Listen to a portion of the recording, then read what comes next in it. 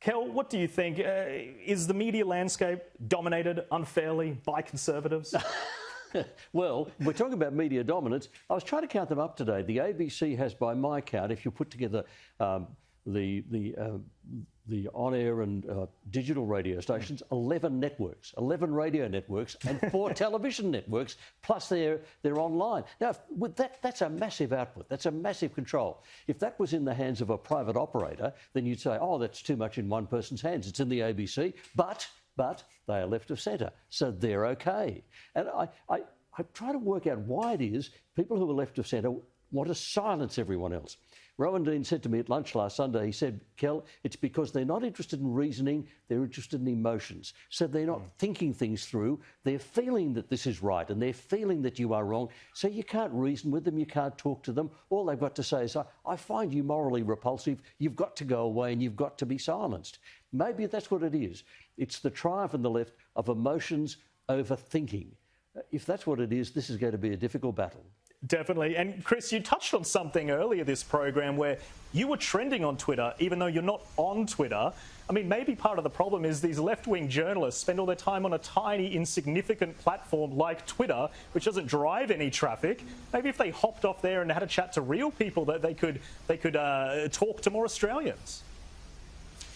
Yeah, well, they live in this echo chamber and they actually think Twitter's the real world, and it's fueled by ABC journalists and a lot of press gallery journalists, and they actually think that they're dealing with real people. They're actually dealing with sort of left-wing activists, university students and political staffers and the like, and it's not the real world. And look, it's the same problem here. You've got Sarah Hanson-Young, Malcolm Turnbull, Kevin Rudd, wanting to silence anyone who disagrees with them. Instead of winning the arguments or coming up with policies that people will vote for, they want to silence their critics and blame all their failures on other people, on the horrible media. And it's at heart, the real issue here is their disdain for Australians, their disdain for voters. They think voters are so dumb that they can be manipulated by media, and they think their policies are so good that the only reason they don't get elected or remain Prime Minister or have their policies endorsed is because dumb voters have had their minds polluted by evil Conservatives. It is that pathetic,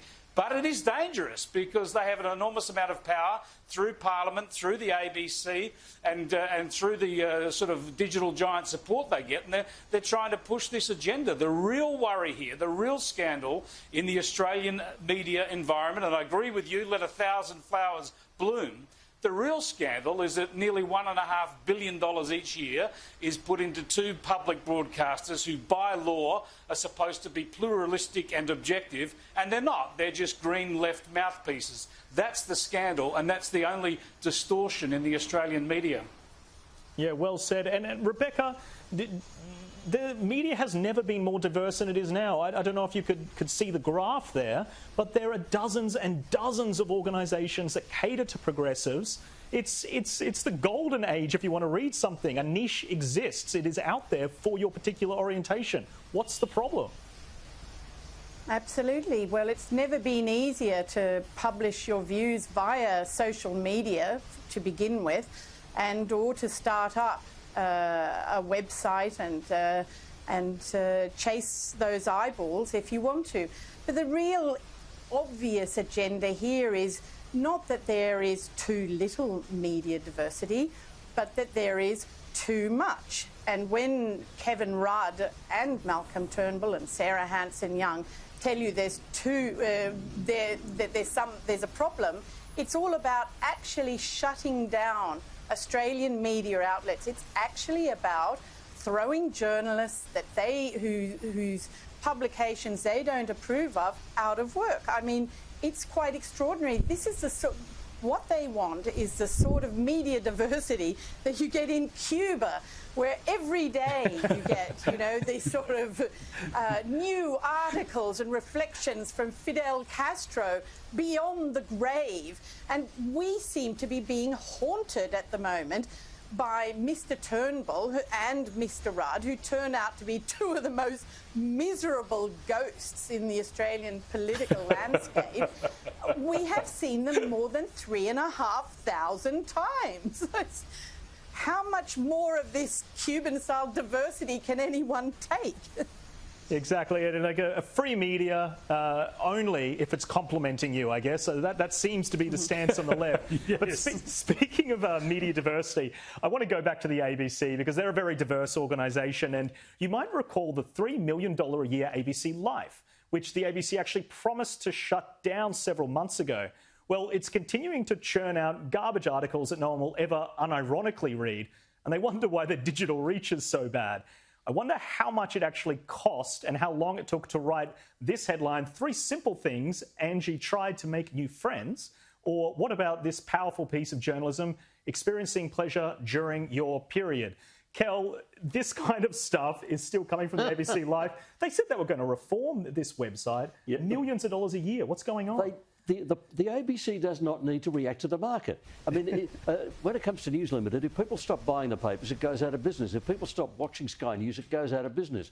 The ABC, because they're getting our money out of our pockets, are insulated from the market. They don't need to deal with real people. If that's what they're talking about in Newtown and you know, any inner suburbs, that's what they'll put on. But they don't need to actually take an interest in or respond to what ordinary, real, normal, quiet Australians are interested in. Well said. And Chris, what do you think? We've been talking about ABC Life. I'd love to make it a regular segment here, but it's still going. They said they were going to shut it down. That was months ago.